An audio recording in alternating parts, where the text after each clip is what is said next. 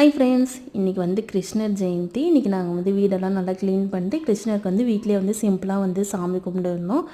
நாங்கள் கிருஷ்ணர் பாதம் வந்து இதை பசங்க வச்சு இல்லை, என் கையை வச்சு தான் வச்சுருந்தேன். என் பசங்க வந்து ரொம்ப ராவடி பண்ணாங்க, வைக்க மாட்டேன்னு. ஸோ நான் வந்து என் கையிலே வந்து வச்சுட்டேன். அப்புறம் வந்து கிருஷ்ணருக்கு வந்து தேவையான நெய்வேத்தியம்லாம் வந்து நான் வீட்டிலே வந்து செஞ்சுட்டேன். ஸோ அவல் பாயாசம், நெய், வெண்ணெய், தயிர் இது எல்லாமே நிறையா வந்து எல்லாம் செஞ்சுருந்தேன்.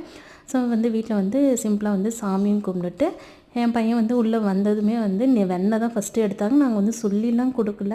ஸோ அவங்களே வந்து ஃபஸ்ட்டு வெண்ணெய் தான் எடுத்தாங்க. எங்களுக்கே ரொம்ப ஆச்சரியமாக போச்சு. அப்புறம் என் குட்டி கிருஷ்ணரும் வந்தாங்க. ஸோ அவங்களும் வந்து ஃபஸ்ட்டு வந்து வெண்ணெய் தான் எடுத்தாங்க.